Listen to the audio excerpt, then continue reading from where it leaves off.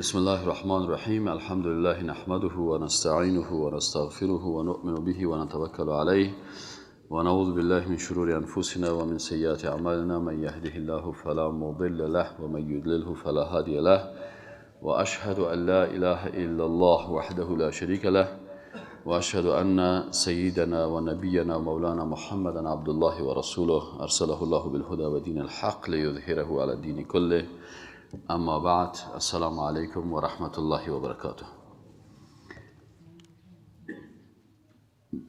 برادرای محترم، خواهرای عزیزی که در تالار دیگه هستن میشنون صدای ما را، درس سوم ما در کورس عقیده عنوانش است منزلت عقیده در قرآن عظیم الشان و سنت رسول الله صلی الله علیه و سلم.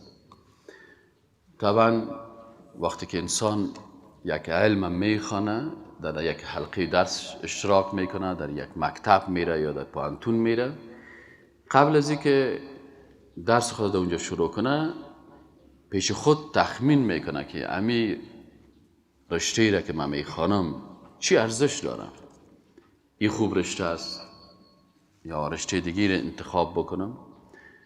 پس مطابق اینمی فهم خودش هر چیزی که برش بسیار عالی جلوه کرد، خوب جلوه کرد، باز میره امور رشته را انتخاب میکنه. کسی را طب خوشش میه، یا کسی دیگه میگه نه والا مرا طب خوشم نمیه، انجینیری خوشم میه، یا کسی میگه نه والا مرا ژورنالیسم خوشم میه، خوب چیز است.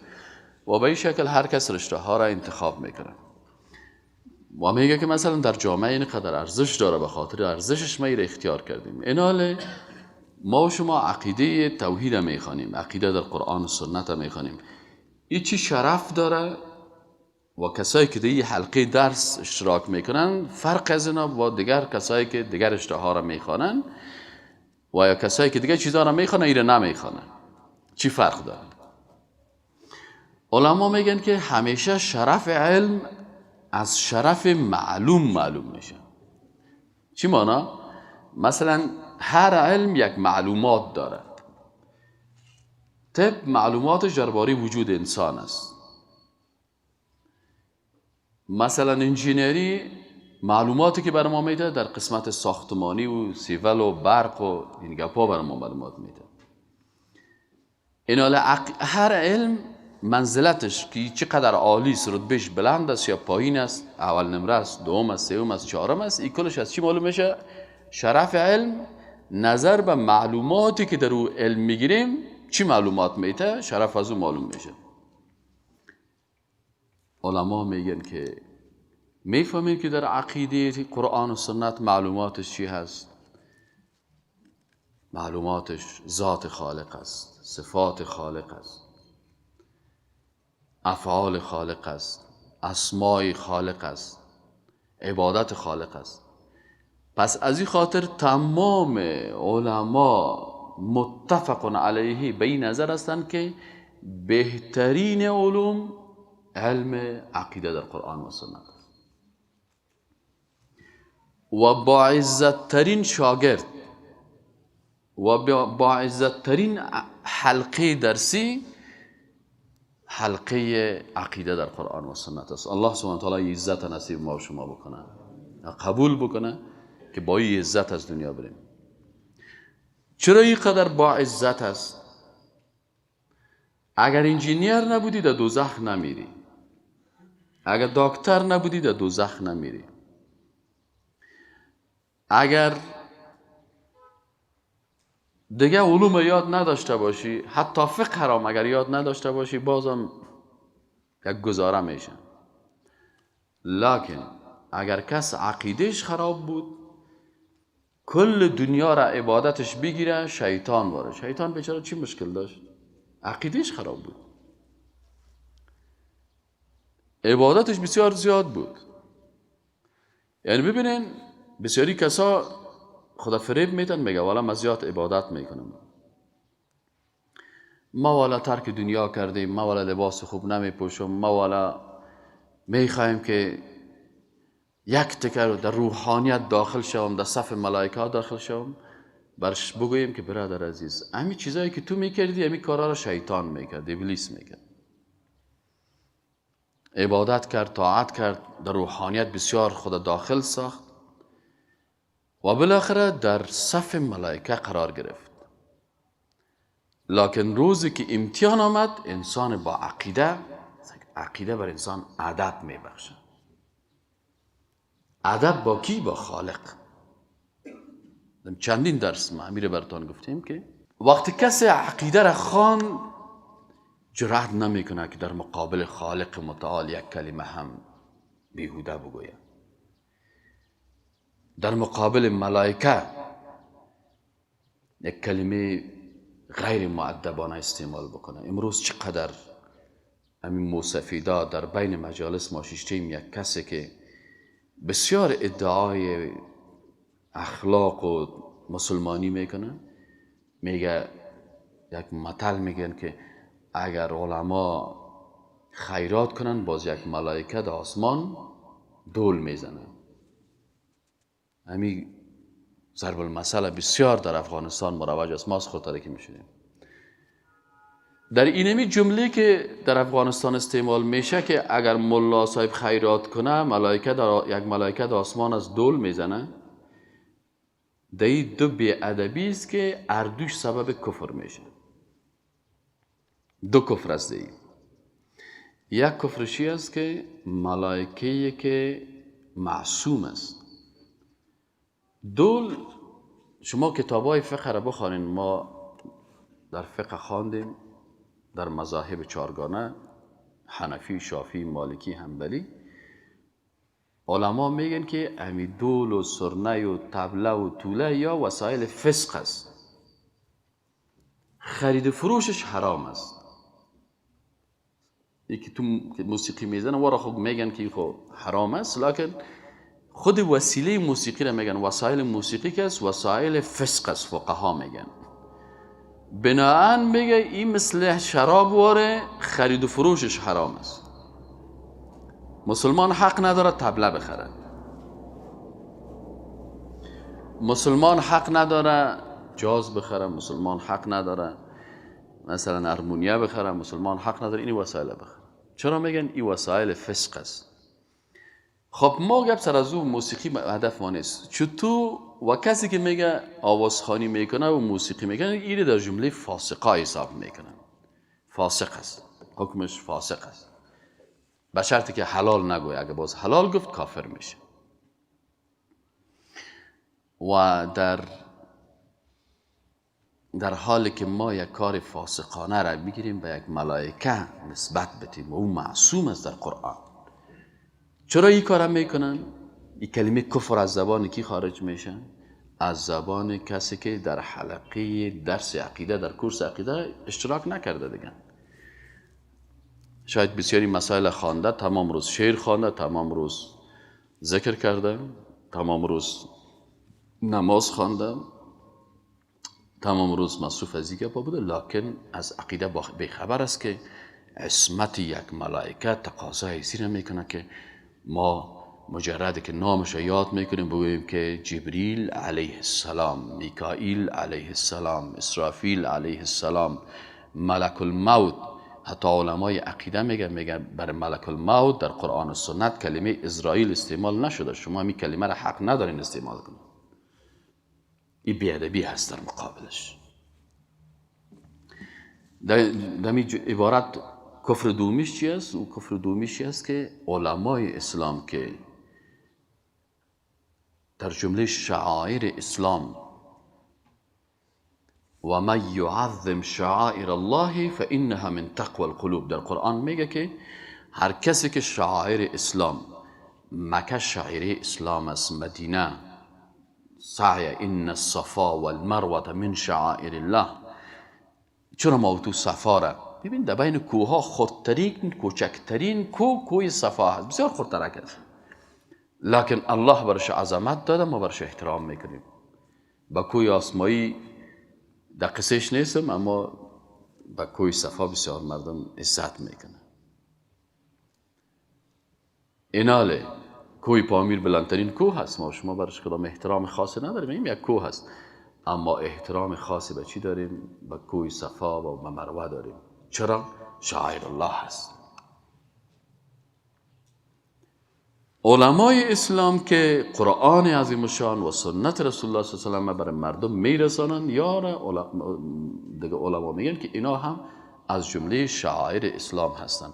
اینا کسی که قرآن و سنت تدریس میکنن یا را توهین میکنن، تحقیر میکنن، که یا این قدر کسی که خوانده بخیل میباشه که در زندگی خود صدقه نمیده. امی جمله را کی استعمال میکنه؟ امی جرأت بر ازی کی داده؟ چرا ما امی جرأت نداریم؟ به خاطر ازی ما جرأت نداریم که وقتی عقیده را خواندیم بسیاری از جرأت ها را از پیش ما میگیره. یک نفر چند هفته پیش اگه فکرتان باشه اینجا آمد گفت درباره صفات خالق چی نظر داریم؟ گفتم مثلا الرحمن و علی العرش استوى، رحمان بر عرش استوا نمود. گفتم خلاص استوا معلوم است، معنایش هم معلوم است، کیفیتش هم من نمیفهمم. با کم گرفته چرا نمیفهمی؟ چرا نمیفهمی؟ گفتم به خاطر ازی که علم عقیده بر من میگه که کیفیت افعال خالق ما نمیفهمیم. خالق چه قسم استوا میکنه استاد میشه، چه قسم مثلا خالق مثلا قدمش چه قسم است، وجه خالق چه قسم است، ید خالق دست خالق چه قسم است. ما میفهمیم که عقیده داریم لکن کیفیتش ما نمیفهمیم. اگر بگوییم این قسم است یا این قسم است تشبیه میشه و در قرآن گفته لیس کمثله شیء. پس ما مجبور هستیم وقتی که در کیفیت رسیدیم بگیم که کیفیت نمیفهمم.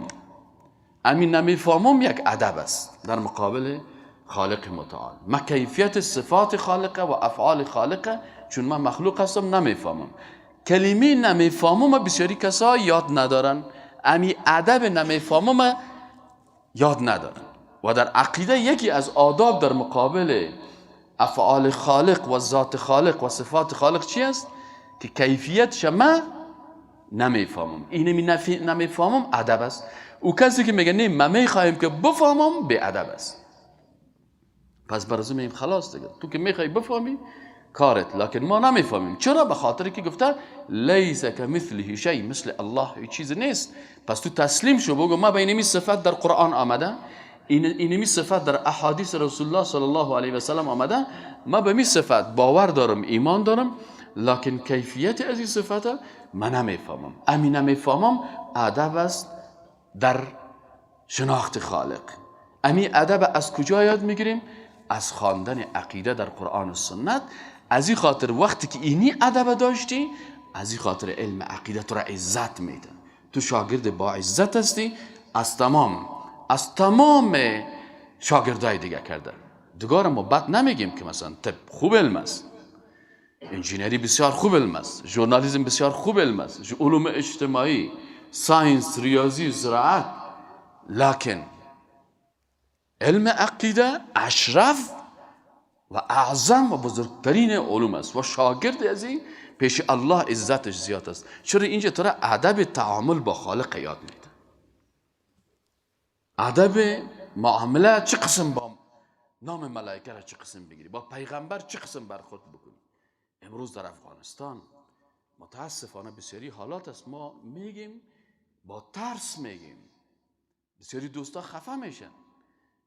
چطور یک نفر میخیزه قصه سنگ تراش میکنه یا چوپان میکنه در شیر و یک پیغمبر، تصور بکنین پیغمبری که با الله با او سخن گفته، با الله سخن گفته. تلك الرسل فضلنا بعضهم على بعض منهم من كلم الله ورفع بعضهم درجات وآتينا عيسى ابن مريم البينات وأيدناه بروح القدس ولو شاء الله ما اقتتل الذين من بعدهم من بعد ما جاءتهم البينات ولكن اختلفوا فمنهم من آمن ومنهم من كفر ولو شاء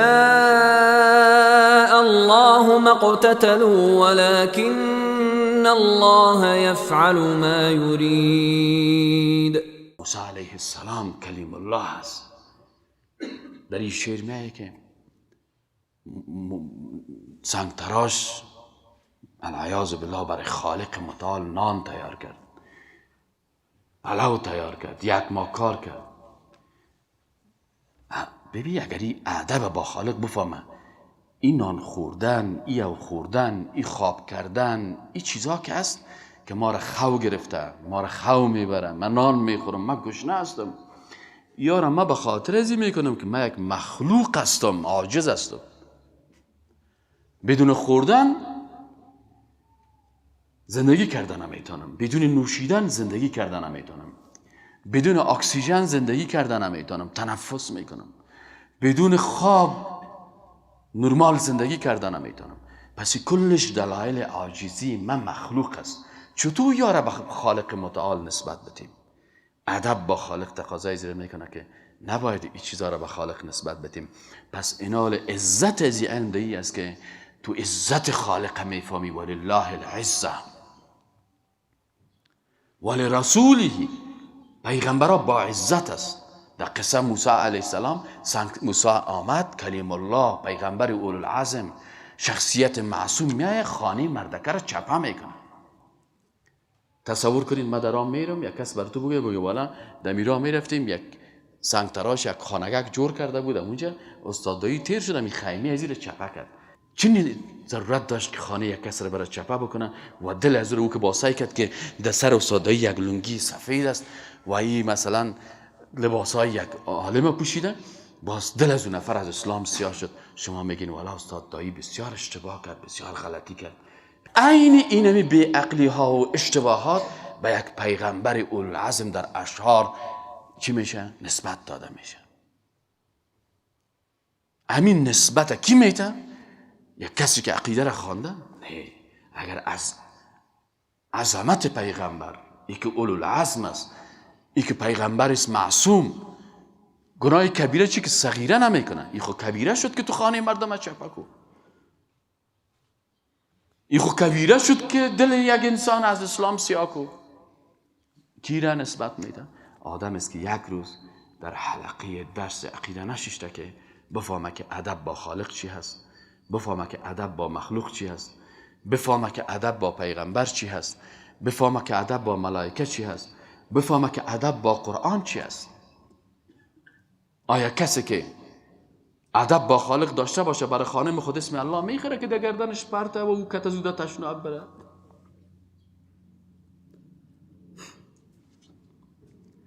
آیا جوانی که عظمت قرآن و آیت الکرسی را میفهمه او را در گردن خود اویزان میکنه که بره در تشناب و او از پیشش در تشناب خطا بخوره؟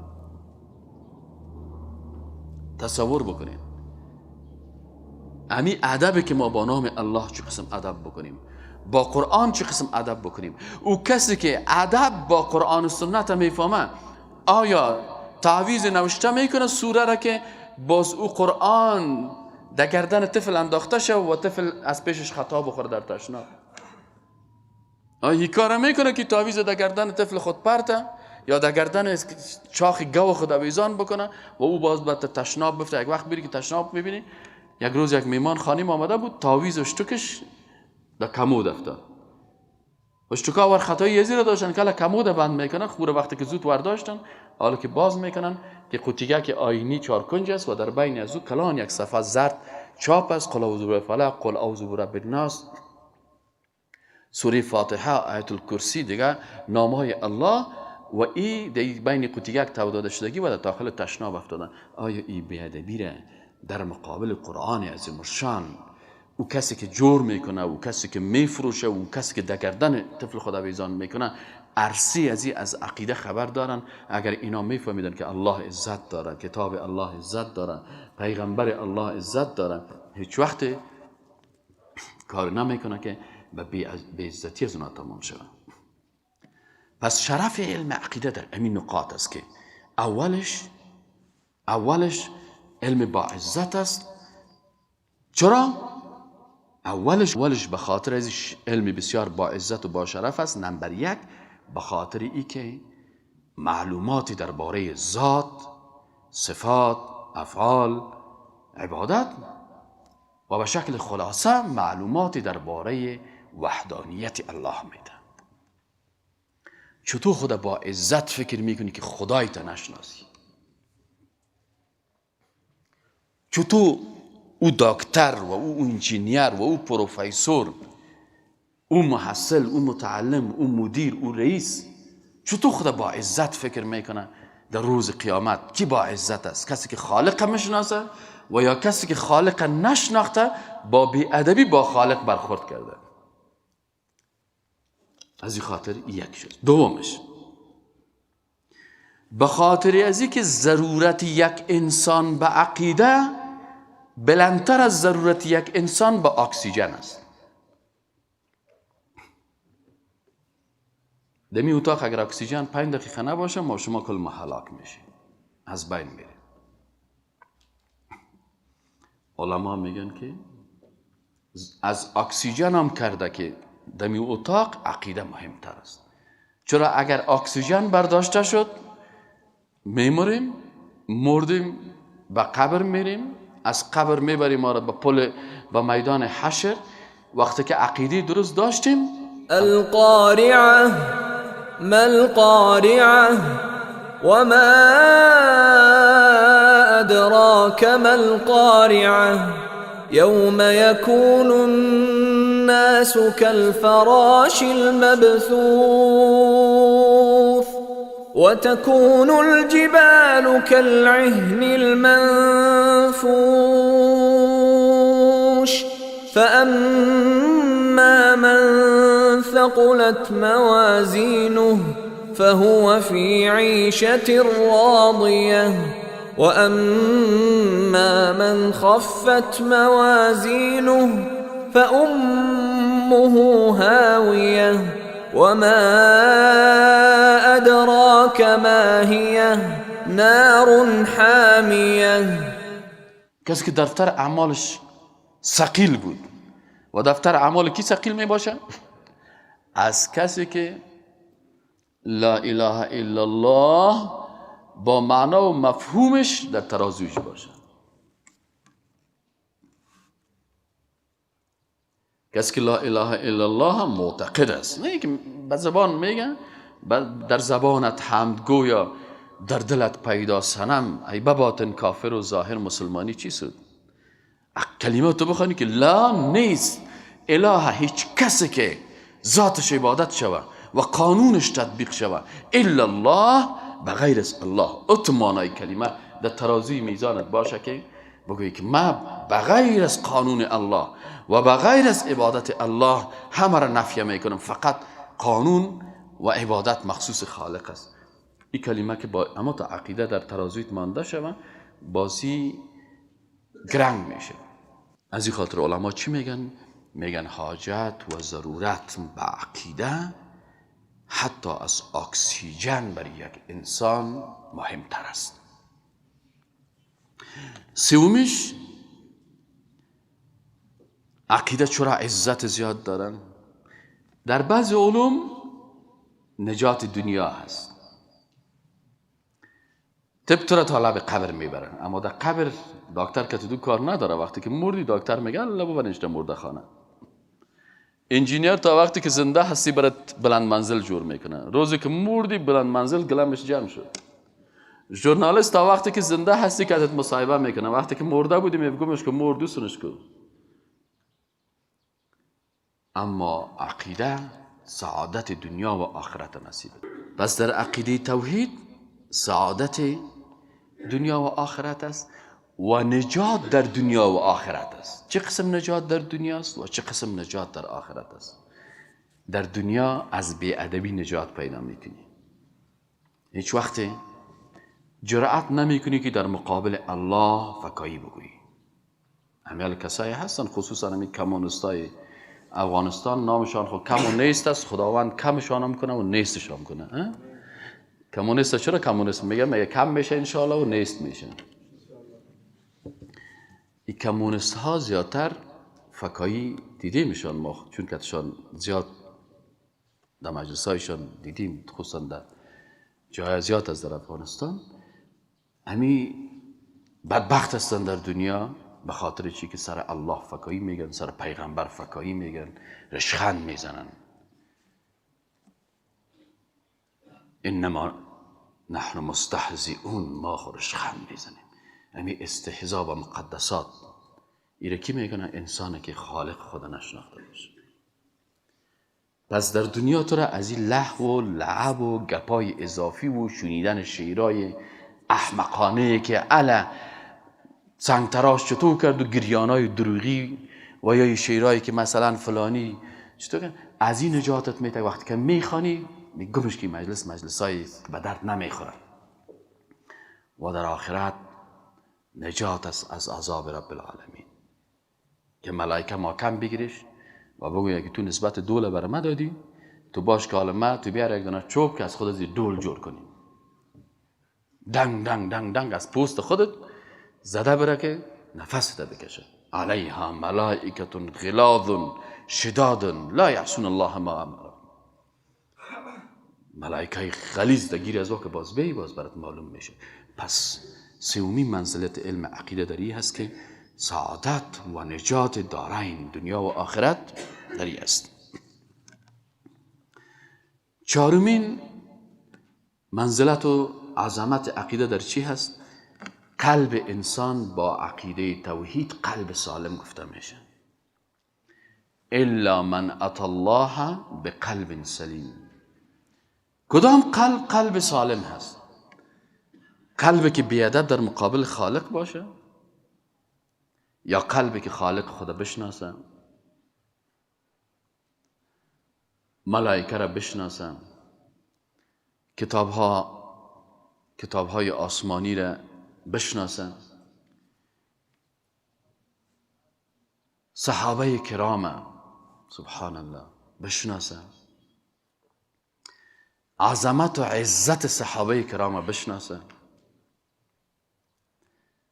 و وقتی که اینا را شناخت محبت قلبی با اینا داشته باشه، باز اونو هست که قلب سلیم داره. پس عقیده عظمتش دایی است که قلب از امراض کفر، نفاق، جهالت نجات میده و در روز قیامت کسی نجات پیدا میکنه که قلب سالم داشته باشه. قلبش از چی سالم باشه؟ از مرداری ها و کثافت های کفر، از مرداری و کثافت شرک، از مرداری و کثافت و ویروس ها و مکروب های منافقت، از کثافت و مکروب ها و ویروس های احزاب شیطانی و شیطان پرستی. از یا قلبت پاک میشه، قلبت با قالبت به خالقت تسلیم میشه. یعنی قلب سلیم است. و قرآن میگم، گپ من نیست، قرآن میگه که در روز آخرت نجات نصیب کی هست؟ الا من اتى الله بقلب سلیم. فقط مستثنا کسی است که با قلب سالم در روز قیامت در مقابل خالق متعال استاد شد. ذره از کفر در قلبش نباشه، ذره از شرک در قلبش نباشه، هیچ وقت به زیارت سجده نکرده، هیچ وقت به قبر محمد صلی الله علیه و سلم سجده نکرده، به مدینه منوره رفته لکن به قبر صحابه سجده و رکوع نکرده، به قبر پیغمبر قلب سلیمش اجازه نمیده که سجده بکنه، هیچ وقت در مقابل پیر خود پایایش ماچ نمیکنه، هیچ وقت نیازی نداره که به یک مخلوق خود ذلیل بسازه. کلی کارا رو چی میکنه؟ قلب سلیم میکنه. وقتی که خالق شناختی نیازی نداری که به بارگاه مخلوق خود ذلیل بسازی. خالق که از شارگ گردن برات نزدیکتر است، از 70 مادر برات مهربانتر است، مجیب از دعایت میشنوه، مهربان است، رحمان است، رحیم است، مجیب است، قریب است. وقتی که کل زیر شناختی قلب تو سلامتی پیدا میکنه، سالم میشه. این صفات خالق تمام میکروب ها را از قلب تو پاک میکنه. پس شرک در قلبت نیست. وقتی که شرک نبود هیچ وقت نمیگی که ما والا پیروی از پدرایم میکنم. چرا؟ ولی ما به دین پدرای خود هستیم. دین پدرایت آتش پرستی بود جان کاکایش. اصلا پدر ما و شما افغان ها خود که اگر خوب پیش بریم، پدر کلان خمو پیش است که از اول شروع میشه، از زمان جمشید شروع کنیم و از زمان از اونا که شروع بکنیم، پدر کلانای ما و شما خو اینمی آتش پرستای نوروزی بودن که عیدشان عید نوروز بود، عبادتشان هم آتش بود. و این تاریخ هم میگه. شما بفرمایید دانشمندای متخصص پرسان کنین قبل از اسلام در افغانستان چی بودی؟ بود بامیان خو بابا کلان ما و تو جور کرده بود، کسی دیگه خواست خارج نامده بود جور نکرده بود. آتش پرستا خو پدر کلانای ما و تو بود. پس فرهنگ اصیل ما فرهنگ آتش پرستی هست. لکن این فرهنگ آتش پرستی را مسلمان بودن و قرآن بودن و ایمان داشتن ما به قرآن تایید میکنن؟ نه خیر. قرآن گفت فرهنگ جاهلیت هم 360 بت مجسمه تاریخی خود ساخته بودن و در اونجا 4 اطراف کعبه شریف مانده بودن. لکن وقتی که اونا گفتن که لا اله، با گفتن لا اله ابو لهب میفهمید چی گفت برای ابو جهل؟ گفت یک گپ خطرناک را محمد صلی الله علیه و سلم میگه. چی میگه؟ گفت 360 بت نفیه میکنن. میگه بشکنانه. ما بت بامیان یک دانه بت 14 سال پیش شکست تا اول فاتحهش خلاص نمیشه در افغانستان. لکن پیغمبر و صحابه 360 بت بامیان در اطراف کعبه تکه تکه کردن. لکن در یک روز گلمش جمع شد. چرا؟ الا من اتى الله بقلب سلیم. وقتی که رسول اکرم صلی الله علیه و سلم در مسجد نبوی بر از اینا توحید تشریح میکرد، قلب از اینا از محبت بتها پاک شد. وقتی که قلب به خالق ارتباط گرفت، باز مخلوق نفیه میکنه. وقتی که مخلوق نفیه شد، قلب به خالق ارتباط گرفت، باز یک ساعت 360 بت از بین رفت، کس در قصه شد نشد. از این خاطر پنجمین دلیل ما گفتیم چی است؟ که پنجمین علت که عقیده را اشرف علوم میسازه که معانی بزرگ در قلب جای میگیره. کدام معانی؟ نشته کنین. پنجمیش معانی بزرگ محبت، خوف، عظمت، تصدیق، ادب،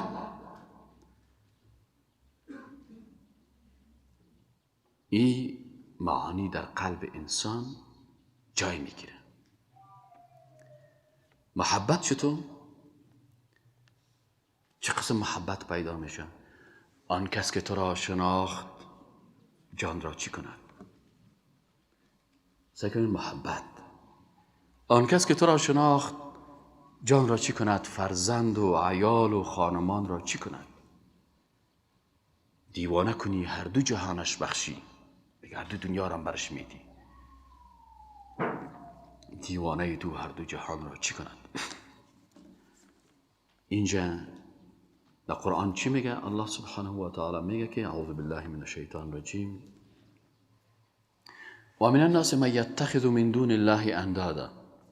بعضی از مردمان کسانی هستند که بغیر از الله شریک میگیرن، به الله شریک میگیرن، پیغمبر شریک میگیره. بعضی هم مثل نصرانی ها، مثل بت پرستا که ابراهیم علیه السلام و اسماعیل علیه السلام مجسمه جور کرده بودن. بعضی ها اولادای پیغمبر شریک خدا میسازن، بعضی کسا اولیاء الله را شریک خدا میسازن، بعضی ها حیوانات العیاذ بالله شریک میسازن. میگه و من الناس من یتخذ من دون الله اندادا یحبونهم كحب الله. اینقدر با هم رایز و محبت میکنن که مثل که یک مسلمان با الله محبت میداشته باشه. باز میگه والذین آمنوا، اما کسانی که ایمان دارن اشد حبا لله، محبت بسیار قوی با الله دارن. این محبت قوی با الله از کدام طریق بر تو پیدا میشه؟ وقتی که تو الله را نشناسی. الله را از چی میشناسی؟ عقیده قرآن و سنت معرفی میکنه برای تو ذات خالقه، صفات خالقه. و وقتی که کس را زیاد شناختی، به اندازه شناخت زیاد محبت زیاد پیدا میشه. از کلگی که زیادتر مادرت میشناسی. چرا که مادرت از روزی که تولد شدی میشناسی تا باله، پدرت یک در رقبات میشناسی. این حال با مادر خود انسان زیاد محبت داره، مادر از زیاد میشناسه، پدر باز از مادر پدر از زیاد دوست داره، پدرم میشناسه، باز عموتو آهسته آهسته آهسته آهسته دیگر آره. اما اگر یک مسلمان خالق خود خوب بشناسه، که او خالق از چه وقت میشناسیم؟ از کدام روز؟ الستو بربکم، از روزی که هنوز ما و شما در عالم ارواح بودیم. پس اگر با اونمو عالم ارواح دمو خط حرکت بکنیم، خالق خود درست بشناسیم، باز والذین آمنو اشد حبا لله باز بر ما پیدا میشه، خوف الله پیدا میشه. چون قلب انسان در بین چی میباشه؟ قلب مؤمن در خوف و رجا. قلبی که آری از خوف و رجا بود، بعضی کسا ببینین خوف و رجا چی رو میگن. خوفی است که تو از عدالت خالق متعال در حذر باشی. اگه من مال کس را بخورم، در روز قیامت الله به اساس عدالتش مرا محاسبه میکنه. ما که نمازهای ما قضا کردیم و اون نفر که همیشه 5 وقت نماز خوانده، آیا ما وضو سرنوشتم یکی خواد بود؟ عدالت الهی تقاضا میکنه که کسی که نمازهای خود 5 وقت در جماعت خوانده و این کسی که جماعت نخوانده، او وزی که در پیشتر در جنت بره، تو هم برو خو یک چند روز در پل صراط یک چند ماه تیر کن، در توقیف یک چند وقت باش. عدالت میره تقاضا میکنه. و کسی که در مقابل دشمنای اسلام می جنگه و 72 ساعت خواب نداره و تو 72 ساعت است که موسیقی میشنوی، باز تو هم امیدوار از یسی که در جنت بری او هم بره؟ نه. فضل الله المجاهدین علی القاعدین. مجاهد و کسی که در زیر ضربات دشمنای اسلام لحظه به لحظه گوشتش سیاه میگرده، استخوانش به درد میه، در جبهات است، او با یادمه که قشیشته قاید است و چکر میزنه و خنده میکنه و هنوز عدالت الله تقاضا اجرا میکنه. پس قلب مسلمان در خوف میباشه از عدالت الهی و با امید میباشه بر رحمت الهی. پس اگر قلب در بین خوف و رجا بود، فکرت، عملت تعادل ایجاد میشه در فکر و عمل. ام عبادت میکنی، ام از سرنوشت خراب عاقبت میترسی. یگان تو میگه نه برو هر کار که میکنی الله لک بخش است. خب ببین افراد در امیدواری. از این خاطر عمر رضی الله تعالی عنه چی میگفت؟ عمر رضی الله تعالی عنه میگفت که اگر در روز قیامت صدا شود که تمام مخلوقات در جنت برن و یک نفر در دوزخ برن، میگم من میترسم یک نفر دوزخی من نباشم، این خوف میدم. و گفت اگر صدا شود که کلگی در دوزخ بره، یک نفر در جنت بره، من امیدوار هستم ام یک نفر جنتی مباشم. امید بر رحمت الهی و خوف از عذاب الهی. این را میگن قلب است که در بین چی قرار داره؟ خوف و رجا. خوف ترس میگن، رجا امیدواری را میگن. پس تمام این معانی محبت، خوف، عظمت خالق، تصدیق به قوانین الهی، ادب با مقدسات از چی پیدا میشه؟ از عقیده پیدا میشه. از این خاطر استاد عقیده هم با عظمت ترین استاد است به نزد الله، چون رسول الله صلی الله علیه و سلم استاد عقیده بود، با عظمت ترین شخص در جهان بشریت بود. شاگرد عقیده هم صحابه کرام بودن، با عظمت ترین شاگردا بودن. و مکتب عقیده مکتب نبوت بود، این هم با عظمت ترین مکتب بود. و پوهنتونی که رسول الله صلی الله علیه و سلم تأسیس کرد بزرگترین با عظمت ترین پوهنتون بود، چون پوهنتونی بود با اساس عقیده تأسیس شده بود. مسجدی که پیغمبر صلی الله علیه و سلم با اساس تقوا و عقیده گذاشته بود، مسجد النبوی، با عظمت ترین مساجد هستند. و به می شکل حکومتی که رسول الله صلی الله علیه و سلم تأسیس کرد، حکومتی بود با اساس زیر بنایش توحید بود، عقیده بود، یکتاپرستی بود، بهترین حکومت ها بود. از این خاطر اگر ما میخوایم استاد ما در خط رسول بره، او هم عظمت و عزت پیدا میکنه. شاگرد ما هم که در خط صحابه کرام برن، عزت و عظمت پیدا میکنه. مسجد ما مگر مسجد نبوی وارد شد و حکومت ما مگر حکومت رسول الله وارد شد، عزت پیدا میکنه. ششمی علت که عقیده بسیار عظمت دارن است که قوت عقیده سبب قوت عمل میگردد. قوت عقیده سبب قوت عمل میگردد. چی معنا قوت عقیده سبب قوت عمل میگردد؟ معنایش چی است؟ این فرمول است. کلش فرمول هاست که یک یک بر شما بیان میشه و هر فرمول باید نوشته شوه و حفظ شوه و در حافظه سپرده شوه و بعد دیگه دوستا باید برسانیم. در غیر از او قوت عقیده سبب قوت عمل میگردد. یک فرمول شد، فرمول اعتقادی. خب معناش چی است؟ معناش چی است که کسی که عقیده قوی داشته باشه، عملش تقوایش قوی هست. چرا؟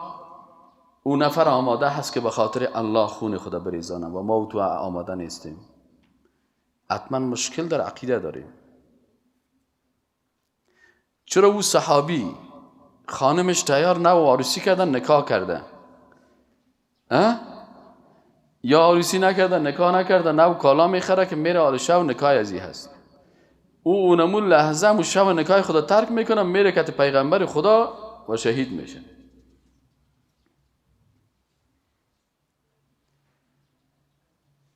چرا او عقیده داشت؟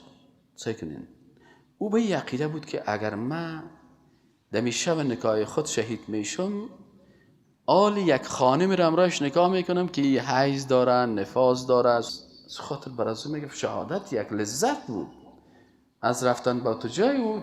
ببینید قوت عقیده سبب قوت عمل میشه. یک صحابی میگه که رسول الله صلی الله علیه و آله خرما را ما بخورم.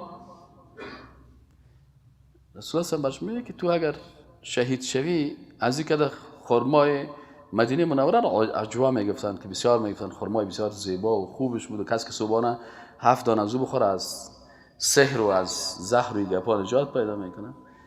ایناله چطور اما خرمای زیبا رو این صحابی ترک میکنه؟ به خاطر که عقیده داشت که اگر من در راه الله شهید میشم، خرمای رو میخورم که باز او لذتش از این لذت از این کده بسیار زیاد است.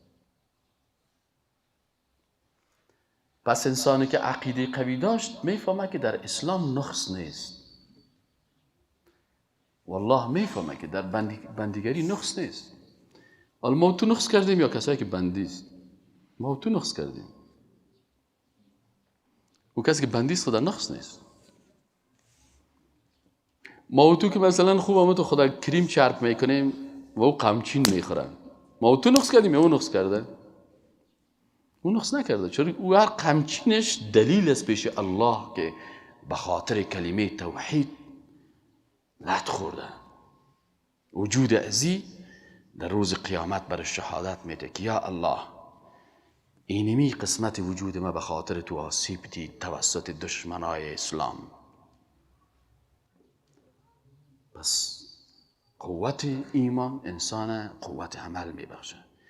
مجاهد تا که ایمان خود قوی نسازه در جهاد رفتن نمیتونه. جوان بر خود 200 قسم دلیل جور میکنه، برای بیغیرتی خود دلیل جور میکنه، از قرآن دلیل پیدا میکنه. اما اگر باز با عقیده قرآن خواندی، باز او دیگه چیز برای تو درس میده. اینی از منفعت عقیده که عقیده قوی داشتی قرآن هم صحیح خوانده میتونی. عقیده ضعیف داشتی اما قرآن هم غلط تفسیر میکنی، مثل علمای بنی اسرائیل. عقیده قوی تو را از حرام نگاه میکنه. چرا رشوت میخوریم؟ عقیده ما ضعیف است. چرا سود میخوریم؟ عقیده ما ضعیف است. اگر سود نخورم، اگر رشوت نخورم تباه میشم. اولادایم غذای خود چطور کنم؟ اگر این عقیده داشته باشه که الله رزاق است، ذوالقوه است، متین است،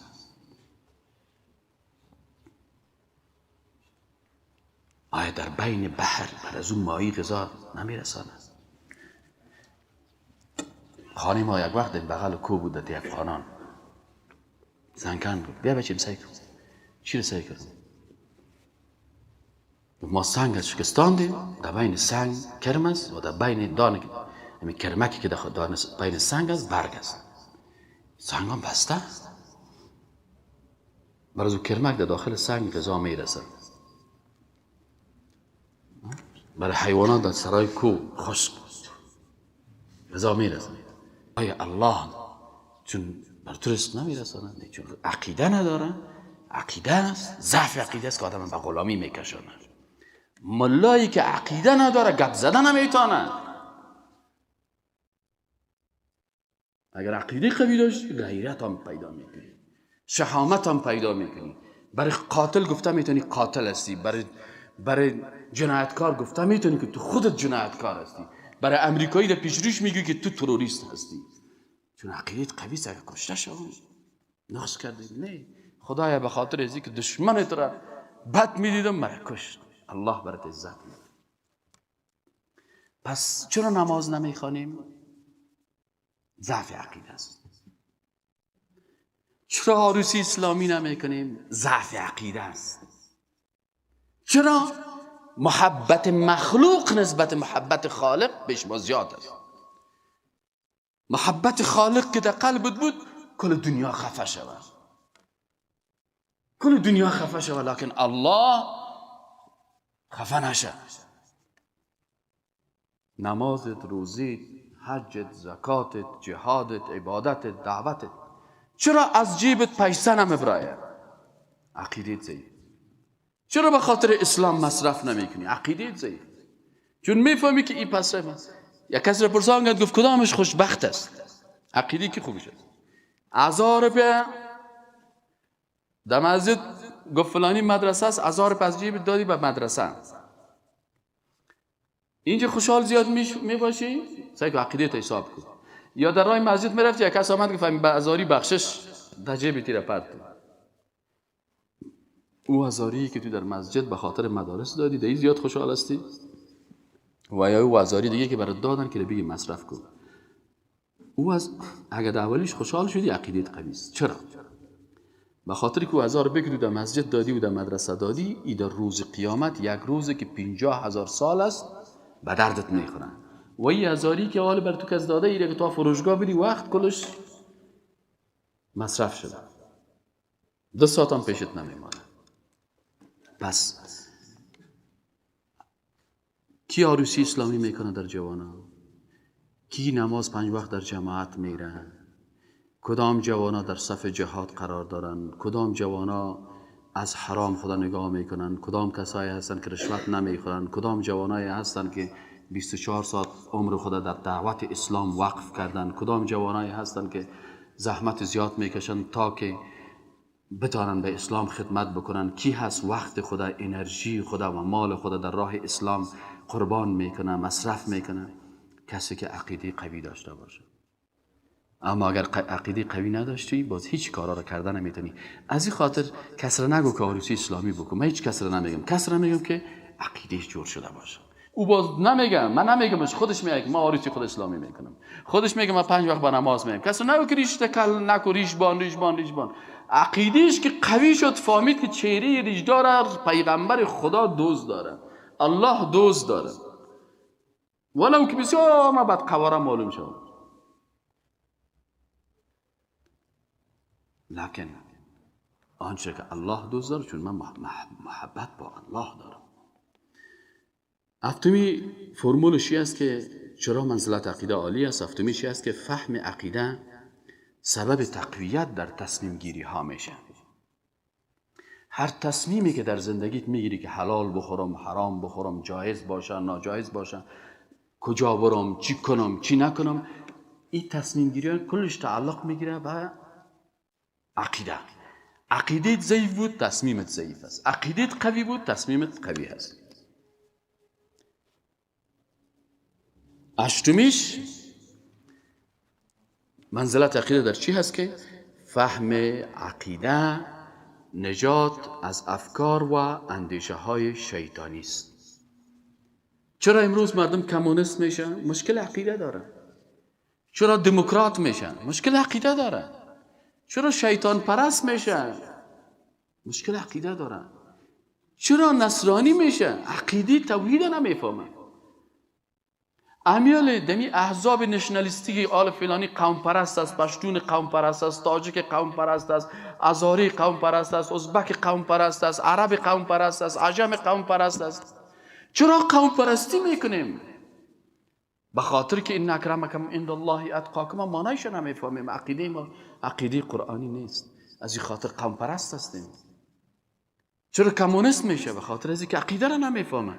اگر عقیده را فهمید، پس از این خاطر میگه که فهم عقیده نجات از افکار و اندیشه های شیطانی است. این فرمول است. یک روز رسول اکرم صلی الله علیه و سلم یک خط کشید در روی زمین. یک خط کشید. این خطی که کشید گفت اینی راه راست است و در اطراف از این خطکای خرد خرد دیگه کشید، راست چپ راست چپ راست چپ، دیگه خط کشیده رفت. صحابه آمدن این نقشه‌ای که پیغمبر کشیده در روی زمین این را مطالعه میکردن. سعی کنین رسول اکرم در روی زمین خط کشید، یک خط راست کشید، باز طرف راست یک خط چپش، این طرفش این طرفش این طرفش. رسول اکرم صلی الله علیه و گفت که اینی خط مستقیم است، صراط المستقیم است و اینی راههای کوچک است، این طرف راههای دیگه است که منحنی شده به طرف چپ و یا به طرف راست، یا به طرف راست منحنی شده به طرف چپ. این خطایی است که راههای دیگه هست غیر از راه توحید، راه اسلام. فقط در سر هر راه یک ابلیس شیشته، یک شاگرد ابلیس. اگر برای به این راه مستقیم که رفته میتونه، پس از این راه ها کسی که عقیده قوی داشته باشه، این طرفش کش کرد کل دنیا نشنالیست شوه، من اعلان میکنم که من نشنالیست نمیشم. کل دنیا، کل افغانستان حزب قومی جور کنن، من از کل احزاب قومی کافر هستم و من یکفر بالطاغوت.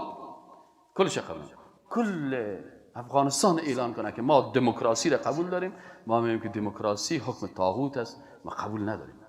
اسلام قانون ماست. اگر اسلام که دموکراسی بلندتر از پیش تو، مشکل عقیده داری، بیا یک چند وقت در کورس عقیده بخوام که عقیده تا جور کن، باز میفهمی که عزت در اسلام است، عظمت در اسلام است. الله سبحانه و تعالی کل ما و شما را توفیق نصیب بکنه که عقیده اسلام یاد بگیریم، در درس عقیده بشینیم و الله برادران مسئولیتانی است که این درس ها را به فامیلتان، به دوستایتان برسانید. در غیر از او در روز قیامت مسئول هستیم، یا خود ما مستقیما برسانیم و یا غیر مستقیم از طریق CD و کاستی گپا برسانیم.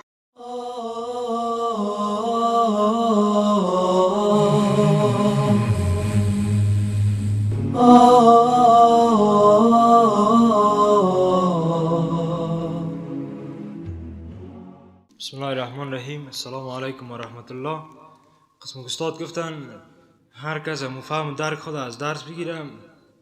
یک درس مهمه که ما امروز گرفتم این که عقیده در کل اسلام و بعد عقیده همه ما را واقعا انسان میسازه. ما انسان هستیم اما واقعا ما را انسان میسازه، به خاطر که یکی از ویژگی های تمدن یا پیشرفتی است که انسان جهانی میسازه، یعنی انسان با جهان آشنا میسازه. اما یکی از فرهنگ و تمدن، یکی از ویژگی های دین به ویژه دین اسلام این است که جهان انسان میسازه.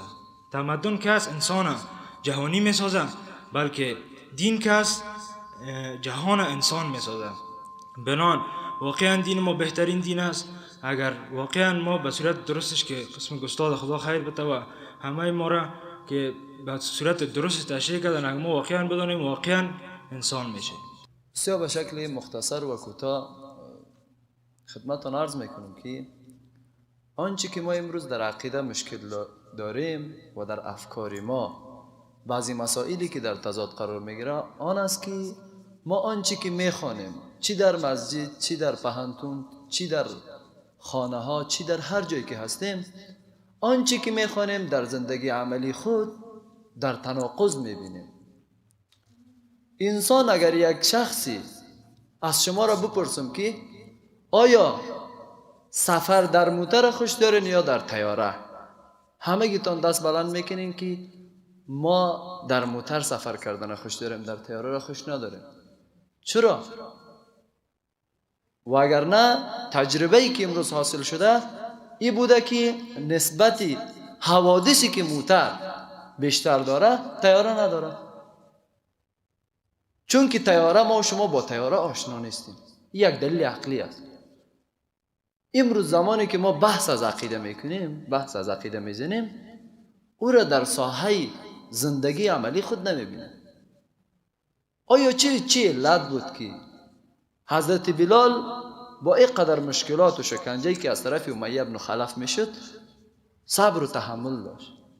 از این لحاظ چیزی اخیری است که انسان در مجموع از دو چیز برخوردار است که یکی انسان غرایز داره و همچنان انسان حاجات عضوی داره که اسلام، عقیده اسلامی تنظیم کننده هر دو امور است.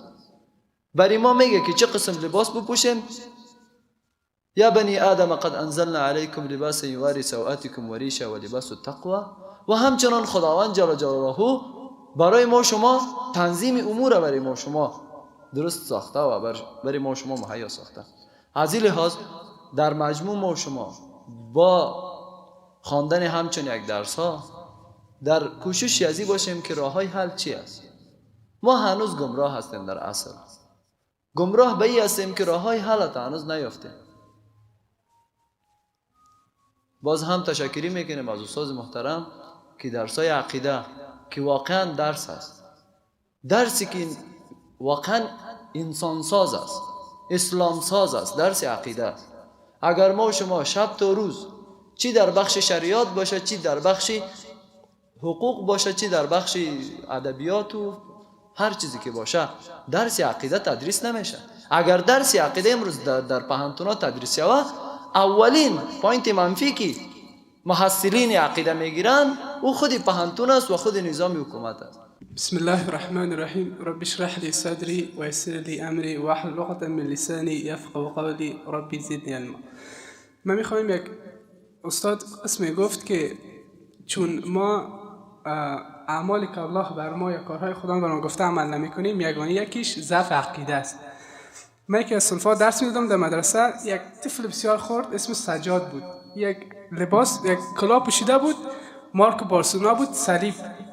من برش گفتم سجاد تو لباس یعنی کلاه رو پوشیدی که دایی بارسلونا است، مارک صلیب است، میفهمی صلیب چی است؟ اشتکاکای دیگه بودن اونا میفهمیدن اما خودش اون نمیفهمید. پس من گفتم یه صلیب است. بچه برای نمیفهمید چی گفت استاد کلاه ما پاره کن. الله اکبر. من ایمان از چقدر بلند تصور کردم. برامون صدقه میگه استاد چون دایی مارک صلیب است تو کلاه چیر کو پاره کن. اما آل دی سفیده 70 ساله رو بگویی کاکا جان همین خود اسلام نیست، رسم و رواج است. اما اون طفل خود کوچک استاد میگه تو کلاه ما پاره کن. الله اکبر. و بیخی برای خودم پیش خود خجالت کشیدم. ایمان است که و ایمان ما است که کلمه ما است که